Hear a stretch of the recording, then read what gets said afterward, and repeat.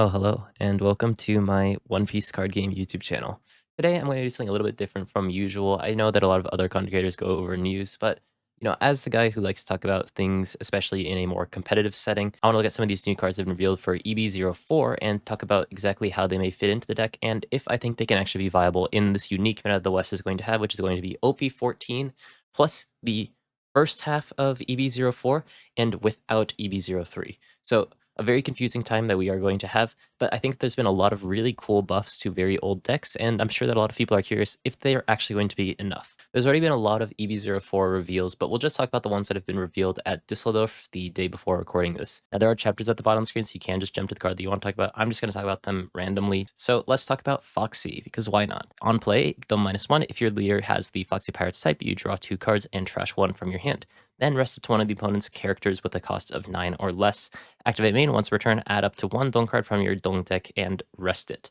Now, this on paper feels somewhat lackluster. Foxy is a deck that has seen some competitive viability in the past, but not necessarily been meta per se, just been a meta answer into things like Doflamingo in the past. And this card doesn't really seem like it fixes too many of its issues, and while I would agree with that, there are some interesting ways that you can use this card. How I believe Bandai wants you to be using this card is to just play this card out, use the effect to rest one of the opponent's characters that cost 9 or less, and then immediately use your leader effect to then stun that character. Foxy, as well as Green, historically has always had this issue where the opponent needs to attack first before you can actually lock their characters. They've solved this in some ways by creating new effects like not being able to rest them, but Foxy hasn't really been able to have any sort of agency over what the opponent does with their characters. Therefore, the opponent would always be able to hit with their characters first before Foxy could actually use his leader effect to stun them. With this 8-cost Foxy, he now has a little bit more agency, although it unfortunately doesn't reach the 10-cost Newgate, which would have been the best target. Locking things is actually quite relevant in OP14 with so many powerful, not only attacking effects, but also very powerful on KO effects that you just kind of want to ignore as best as you can. So Foxy's leader effect as a whole does quite well into this sort of ecosystem, and in a weird way, because things like Mihawk are just going to be resting their characters on their own volition, it doesn't actually do too much in that matchup. In the Doflamingo matchup, it could be a little bit nice to stop the opponent from attacking with their 8-cost 9000 Doflamingo, but they do have another character alongside that can hit after that as well. So while this card makes Foxy a lot easier to use, I don't necessarily feel like it's going to actually solve the deck. The thing that I do think could be a little bit interesting, not just talking about this card in specific for Foxy, we can talk about the second effect, gaining you 1 Dong. Now, Foxy generally hasn't needed to go up to 10 Dong because there's nothing that you really wanted to play aside from 7-cost Foxy and now the 8-cost Foxy. However, I think that the Ima matchup, at least on paper, I may be wrong in this because I haven't actually tested Foxy versus Ima, the Ima matchup seems very, very difficult because you don't really have a way to deal with the opponent's massive amount of characters that come out all active after the 10 Dong turn. One card that has been added in OP14 that's very, very good, specifically in Foxy, is the 10-cost Flamingo. On play, you Dome -3, and then you can choose one of the following. However, the first effect you can only use if you're Don Quixote Pirates, but the second effect is not leader locked. So therefore, even if you're Foxy, you can actually use the 10-cost Flamingo, and now make it so that the opponent's 3 characters can no longer be rested. This is actually a very good anti-Ema card, and for that reason, it has -3 Dong, so that you can't just play it over and over again and make Ema's life a living hell. There are ways to do this in Flamingo, playing out the 8-cost Flamingo into the 5-cost Rosinante, and then you get your Dong that way, but this takes some setup. However, for Foxy, because you have things like Itomimizu, 7-cost Foxy, and 8-cost Foxy, it's very easy to re-ramp your Dong. So particularly in the Ima matchup, if you were to play down this 10-cost Flamingo, you can lock the opponent's characters permanently, assuming you don't use your leader effect, but at that point, there isn't really too much use in it, aside from potentially getting rid of the opponent's Nashiro and leader attack on the next turn. Still, I think this is a pretty good option into Ima, and is weirdly very good in the Foxy deck, so it is something to consider. In these matchups where the 10-cost Flamingo would suck, like Ace for example, you can just get rid of it with 8-cost Foxy's on play effect because you draw 2 and trash 1. So I think this card does add a lot of really good tools to Foxy. Whether or not it's going to be enough, it's hard to say. I think that Foxy has a lot of things going against him in this meta, and one card in this massive ocean of good cards isn't really going to save the deck. Still, I think that Foxy mains are going to be really happy about this card. It is going to solve a lot of things, and one more thing that I almost forgot to mention is this card. Megaton Ninetail Rush. You have things like the Green Kid leader effect, or Luffy's the man who will become king of the pirates that restands your leader, but this card in particular, if you'll notice the fine print, doesn't actually just restand your Foxy leader, it can be any Foxy. The 8-cost 9000 Foxy can be restood for just 3 dong, assuming that you're at or equal the opponent's dong. So all in all, very, very cool card for Foxy. I think there's a lot going for him, especially because in this meta, there's very little removal. So this 8 cost 9,000 Foxy is going to stick. So you always have this threat of Megaton Kyubirashi lethal. Oh, sorry, that's what it's called in Japanese. But I think that this is more of a deck that's just going to catch a lot of people by surprise. Like, people won't know if you're running things like the 10 cost of Flamingo. A lot of people forget that this Megaton Kyubirashi just exists in general. So it is a deck that I think is something you may need to be a little bit afraid of and at least know what the cards do, because you may just lose to some really stupid things in a very Foxy fashion. But I don't necessarily think that it's going to be enough to actually be in the conversation of top decks. Carrot is an 8 cost 9,000 power character with no counter, and on play if your leader has the Minx type, set up to 2 of your Mink type characters and your leader as active. So what's written on this card is absolutely insane. Effectively, if your leader is Carrot, because Carrot is the only Mink type leader, let alone in green, the first and most obvious synergy is being able to restand the 5 cost Carrot to be able to lock 2 things on the board in 1 turn. And this is, of course, extremely strong, and a lot of people are talking about, oh my god, finally Carrot can hit twice. But weirdly, Carrot has always been able to hit twice. You just needed to play a really, really bad card in Shiryang. But thankfully, we don't have to play this card anymore to actually get this effect off twice. We do now finally have a good way to hit with Carrot twice, but I don't actually know how powerful this is in the current meta, given that a lot of cards are much higher than the 7 cost threshold, and particularly against a deck like Ima, all of these characters are going to be active after the 10 dong turn, so 5 cost Carrot isn't really the best card within this meta, at least in OP13, but if you look at the OP14 leaders, 5 cost Carrot gets a lot better. The 7 cost Shanks in Mihawk is exceptionally powerful and actually in a weird way comes out rested because you tend to rest this card with your Mihawk leader effect. Virgo is another excellent card in Doflamingo, which is very annoying to deal with, but just locking it kind of effectively removes it from the game unless you're trying to clear things, but that is another argument. And Hancock is a very difficult to remove board through her leader effect. In essence, her board is just extremely sticky and is very difficult to KO through traditional means, so therefore the only way to actually get rid of this board without being punished by Boa Hancock's leader effect is to either bounce, bottom, or stun. And being able to stun that card with 5 cost Carrot is very influential. So while 5 cost Carrot isn't necessarily that great into decks like Ace or Ima, it is very good into the decks that are going to be coming out in OP14. So though, of course, while Carrot seems to be the premier Mink, there are of course a lot of other Minks. Most of them are pretty bad, but there are a couple of good ones. In particular, a card like the 4 cost Pedro, which if you haven't seen it for a while, there it is a blocker which on KO can rest one of the opponent's Dong cards or KO one of the opponent's rested 6 cost or less characters. One thing that has been especially awkward for this stat line in particular, 4 cost 5,000 blockers, think about things like Rouge. It's this kind of awkward middle ground where you want to use them as an attacker and a blocker. And thankfully now, because of this 8 cost Carrot, you can actually use it as both. You can hit for 5,000 and restand the character, and you don't necessarily have to hit again with the character. You can just leave them active. You can kind of double up on this effect effectively by leaving a character active to protect it, whether it's the 5 cost Carrot or, of course, something like Pedro to just leave him as a blocker at the end of the turn to give you a little bit more survivability and maybe get a couple of turns in where you could play this 8 cost Carrot in a row. Importantly, because 8 cost Carrot can restand herself, it means that you can actually play these back to back quite well. The one issue, though, is that there are other good cards that you do want to play in the later game in these Mink decks, and that is, of course, Law and Beppo, because Beppo's in the corner there, like a little cutie. This card has the Mink type, not only making so that your leader is going to be 7,000 power until the end of the opponent's next turn, but also on the next turn after this Law and Beppo is played, you can technically hit for 11,000 twice in a row. So at least for the 8 cost Carrot, I think that this card is really, really nice within the deck, but I don't necessarily know if it solves all of the issues that this deck has. This deck is rather weak to removal effects, particularly things like Jozu that are still quite prevalent in the meta can be very annoying for this deck, so I'm not 100% sure about the Ace matchup, but just being able to on command rest things like Warcury is going to be very nice into Ima, making it potentially a little bit better into Ima than something like Bonnie would be. Another issue that this deck has had is that if you don't find the stage Zol on that curve, then it's very difficult to actually find a timing to play it out later. And while this isn't necessarily solved by the new EB04 cards, it has somewhat been solved in the other EB sets. In EB02, we got the 1 cost Carrot, which is an extremely cute card. I noticed the chopper in the corner as I was researching for this video, which searches and plays out the Zol if you don't mind it, while also being able to play a Mink onto the board, which is going to be able to trigger your leader effect, so quite nice.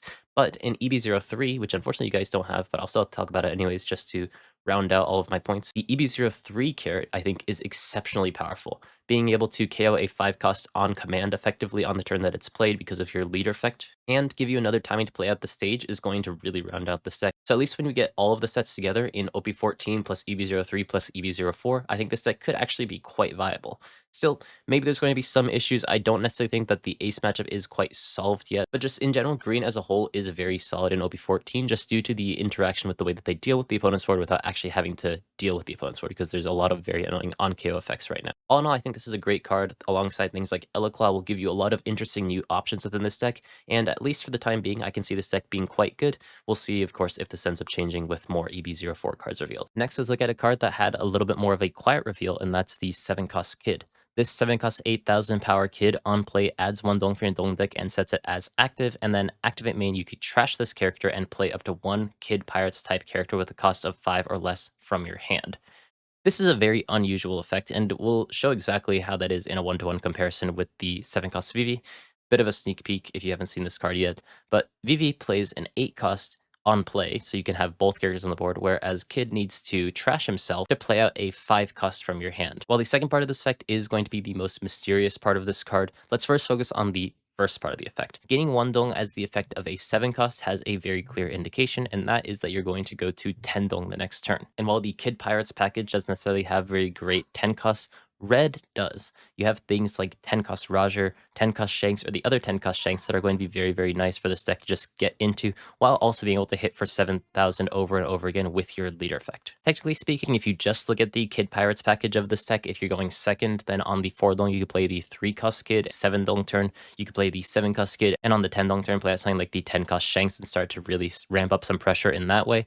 But I don't know if this is actually that strong, weirdly, in this meta. A lot of decks can get their power cards out very quickly, and it doesn't feel like the cards that come out before this power card in 10-cost Shanks is actually going to be that powerful, because it is essentially just a vanilla stat line until you choose to use this activate main effect. So let's talk about this activate main effect. Kid as a leader, despite being 4,000 power for the first couple of turns in the game, is designed to be a very aggressive leader. The 4-cost Kid and Killer, of course, is Kid Pirates and has a great stat line for a rush character. And Pankuroton is a very solid card, which with your leader effect effectively is a 2 dong plus 7,000 power for your leader. And your leader gaining this much power is actually really relevant when it comes to this 7-cost Kid. This 7-cost Kid, when you trash it, you can play a 5-cost or less Kid Pirate from your hand, and while there are cards like the 5-cost Kid or the 4-cost Kid Killer, the strongest card that you can play for sure is the 5-cost Killer from OP09. This card, which I'm sure a lot of people, including myself, have forgotten about before looking at it once again, is on play, -1 dong, and set one of your Kid Pirates type leader as active. Now, this card coming out for free is very strong. Using your leader effect as well as things like Punk Rotten effectively allows you to, for free, hit for plus 7,000 power, meaning 12,000 power twice.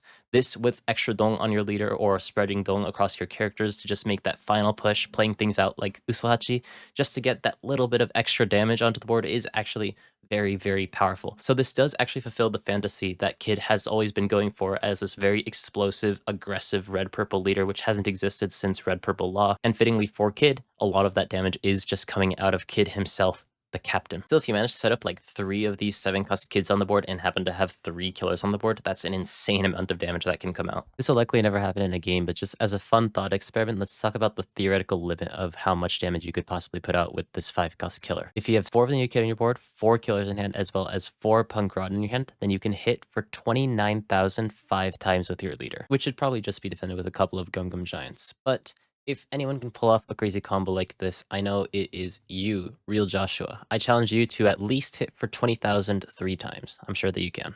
Personally, I feel even less optimistic about this leader when compared to things like Foxy. Just the leader effect feels like it was printed out in 2016 when the game came out in 2022. It's really an awkward leader effect that, despite him having 5 life, has never really let him shine, and the cards really don't help him either. Fortunately, this 5-cost killer isn't even searchable because the 1-cost killer can't search for killer. So a lot of awkward things hold back this deck, and while this card is very fun, I don't know if it really deserved the SP spot. But anyways, now let's move on to the card that I sneak peeked before, and that is the 7-cost Nifiritari Vivi. Now this card has the same stat line as the 7-cost Rebecca, which I think is absolutely by intention, has 1,000 counter, and on play, you can play up to 1 Alabasta type character from your hand with a cost of 8 or less. And the opponent has to place 1 card from their hand to the bottom of their deck. Now this card specifically for the premise of this video, talking about OP14 with EB04 and without EB03, is going to kind of suck.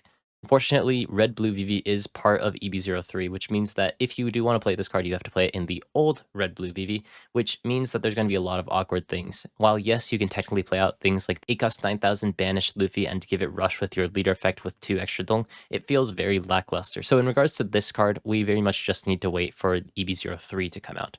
When EB03 comes out though, there's a lot of very nice things. Still, this 8 cost Luffy isn't the only target because within the same set of EB04, we've actually had another card, and that is Chaka and Pel. Chaka and Pel has double attack, as well as on play, you can give your active leader minus 5000 power and draw 2 cards. Now, like Banish in the 8 cost Luffy, double attack is really only relevant when you're actually attacking, so if you can actually manage to give this card rush through the EB03 Vivi's leader effect, then you can start to do a lot of really nice things.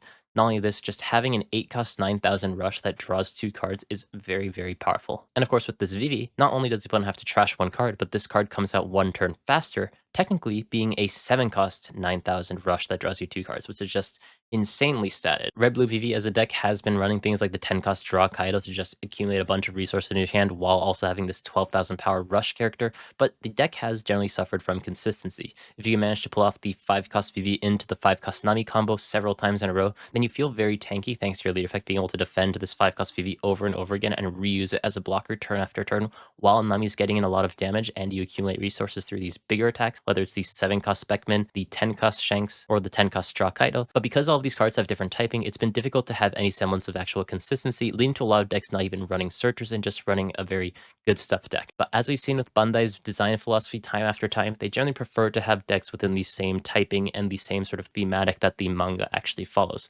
So they've printed out this Chaka and Pel, which does seem like a very solid alternative to the 10 cost draw Kaido within this deck, not only being double searchable through the 1 cost Vivi as well as the 2 cost Igarame, but just in general coming out much faster, not only thanks to it being an 8 cost, but also now technically being a 7 cost.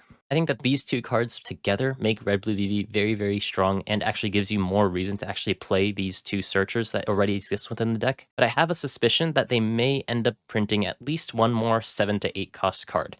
Now, I have no knowledge of this. I may end up just being wrong. This may also be opening up design space for the future, but I do feel like it's weird to give us a 7 cost that plays an 8 cost, and the only 8 cost that we have is one that's just printed out, and the other one that's going to be rotating very, very soon. So if we're only left in a couple of months with just this Chaka and Pel, then we're going to be in an awkward situation where you have this very strong card, but you only have one target. Is it really worth running at that point? So although we may not get it in EB04, I have a good feeling that at some point we're going to get another pretty solid 8 cost in this deck. That's just going to make all of the searchability and all of the typing feel a lot more cohesive in the Red-Blue Vivi deck. Red-Blue Vivi is not a bad leader in any sense. The EMA matchup is absolutely devastating, and this card does not help with that at all, honestly. Although it is just a nice resource tool that's going to be generically powerful into any matchup, it doesn't actually solve the EMA matchup, and that's always going to be the thing that's holding back Vivi. But just being one of the very few removal decks that are left within this meta, being able to use 7 cost Beckman as well as the 8 cost Rayleigh very well with your leader effect, makes so that this leader has a place already, and with these sorts of small buffs here and there, I can see it definitely doing a lot better than it has so far in the West. In the East. And sorry, I just realized that this ended up becoming more of a Chaka and Pel discussion, but I think that this card is extremely good. I think that it's one of the more underrated cards from the set because you tend to compare it to a lot of other things. But as long as the targets are good, this card is going to be good, and we have one really good target so far. So if we just get one more, I think that Vivi could really come together as a deck. Next, let's look at one of the most beautiful cards that has been printed out, the 6 cost 8000 Rosinante and Law. This is a card which has the typing Navy and Don Quixote Pirates. Interestingly, under the rules of this game, also treat this card's name as Trafalgar Law and Don Quixote Rocinante. Both of these are actually relevant. It's a blocker, and on play, if the number of Don cards on your field is equal to or less than the number of Don cards on the opponent's field, you draw 1 card. Then add to 1 Don card from your Don deck and set it as active. Now, there are a lot of purple Don Quixote Pirate type leaders. There's red purple Sugar, there's green purple Doflamingo, and there is also purple Doflamingo in OP14. But while this card may potentially be usable in Purple Doflamingo due to the fact that you can actually minus your Dong to get into the threshold of being at less Dong than the opponent, this card is, of course, going to be more useful in Purple Yellow Rosinante. Purple Yellow Rosinante's leader effect, activate main if you reduce one of your Dong cards. Then the next Trafalgar Law that you play that costs 4 or more is going to cost 2 less. Now, unfortunately, because you need to minus a Dong first, you can't actually play this on 4 Dong like you would want to.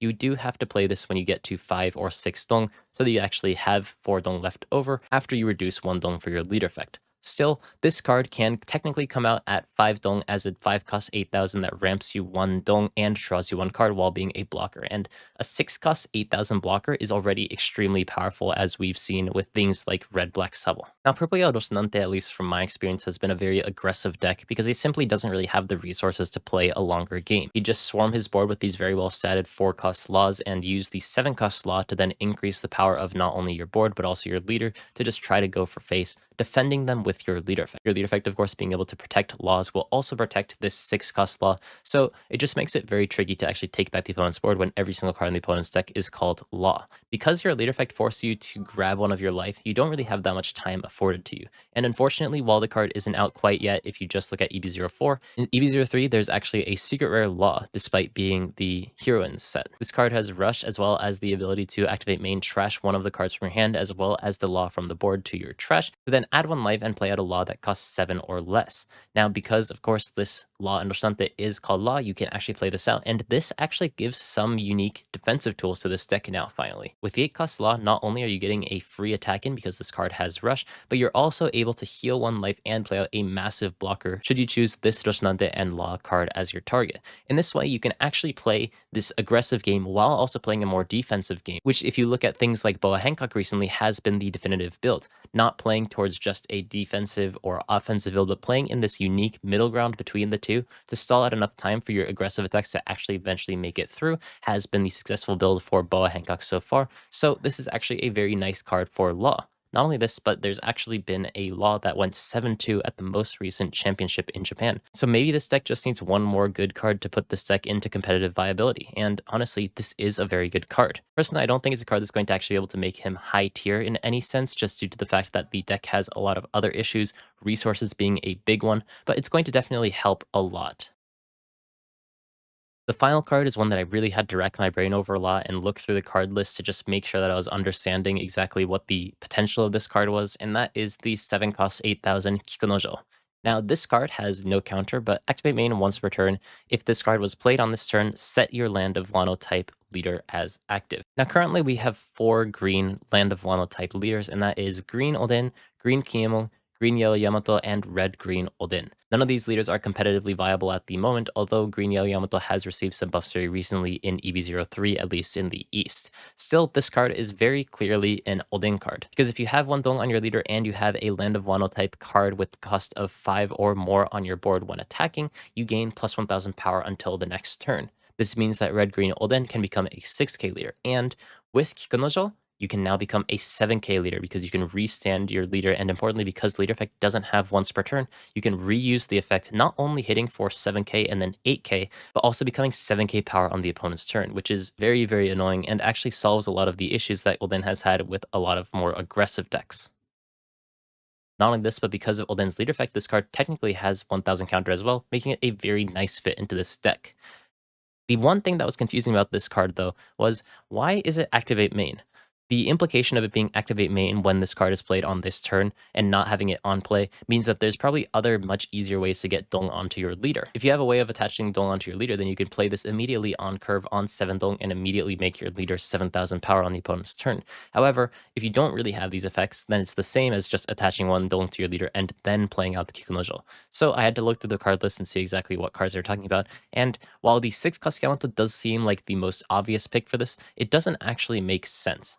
When you're going first, obviously you can't play out the 6 cost Yamato on 5 Dong, so therefore you'd have to wait until the 7 Dong turn to play out Yamato, and then the turn after that you'd play out Kikunojo. But then at that point you have enough Dongs that you don't necessarily need this card to be activate main. There's another card in the 5 cost Yamato, which is a 2k and attaches the Dong Cheerleader activate main, which would actually work for this. On a 5 Dong, if you play out the Yamato, and then on the next turn you play out Kikunojo, then you can technically make your leader 7,000 power on this 7 Dong turn on curve. However, that does force you to play out Yamato when there's a lot of very powerful 5 costs that you would rather play, like Izo or Denjiro. Neither of these cards really feel like the answer and the actual way to make Ulden strong, because they force your earlier moves to be a lot more awkward to actually make this card be valuable on curve. However, there is a card that makes complete sense in this deck and is the reason why this Kanojo is activate main, and that is the EB03 Kozuki Hiyori. This card, on play, if your leader is Kozuki Oden, you draw one card, effectively just making your deck 46 cards if you choose to run 4 of this card. And activate main, if you trash this character, you can give 1 Rested Dong to your Land of Wano type leader.